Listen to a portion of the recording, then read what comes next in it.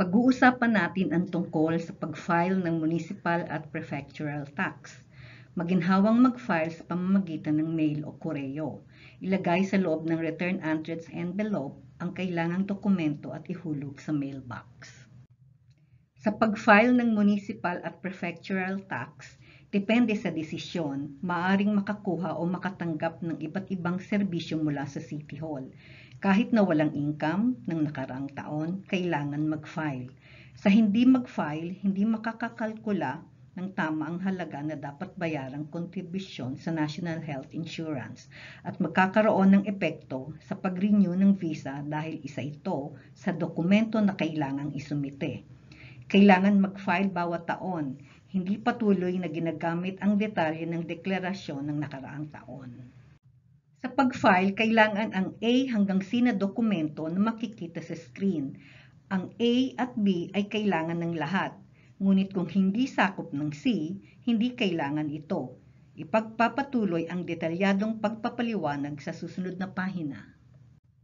Sa pahinang ito, ipapaliwanag ang harapang bahagi ng application form.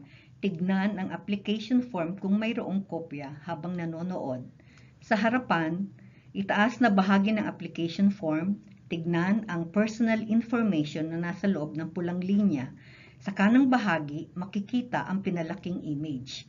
Kailangan sulatan ng 1 hanggang 5. Sa pang-apat, kapanganakan, maaring isulat na lamang ang taon kung hindi alam ang taon sa Showa o Heisei.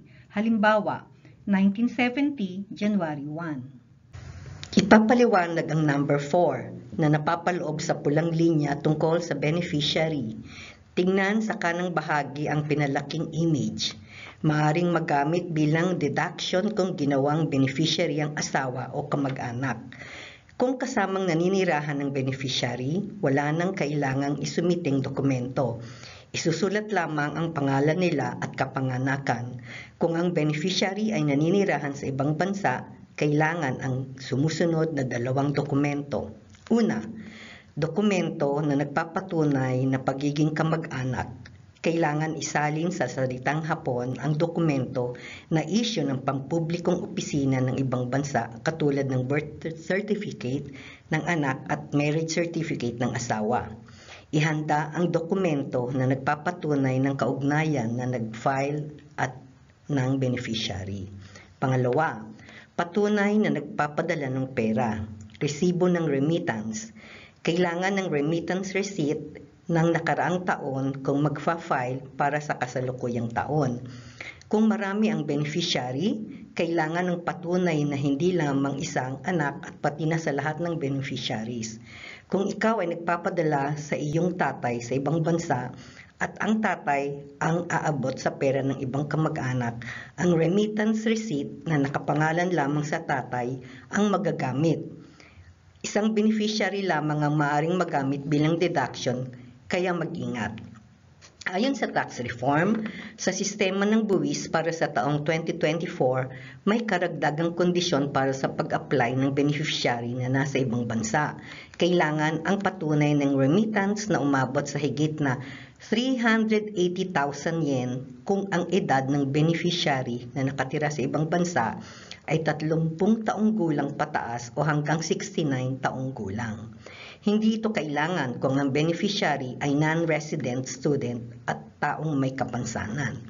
Kung walang maipakitang dokumento na nabanggit, hindi kailangang magamit ang beneficiary deduction. Samantala, kung ang beneficiary ang nag-file ng income tax return sa pinapasokang kumpanya at tinanggap ng tax office, ang beneficiary sa ibang bansa ay hindi na maaaring tanggapin.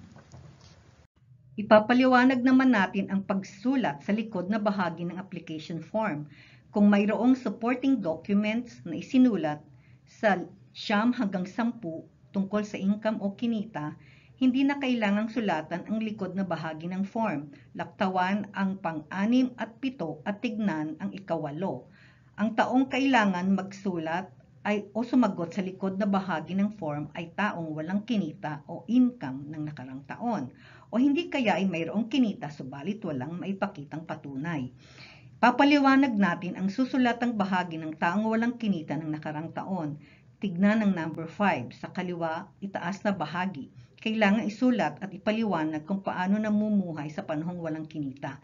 Sa kanang bahagi sa itaas makikita ang pinalaking image. Tignan ang paliwanag sa ibabang bahagi mula sa A hanggang F. Pumili ng isa na nararapat. Ipapaliwanag naman natin ang bahaging susulatan ng taong mayroong income o kinita ngunit walang withholding tax slip. Tignan ang ika-6. Isulat ang kinitang halaga ng nakaraang taon mula Enero hanggang Disyembre at isulat ang kabuong halaga sa GOK na nakasulat.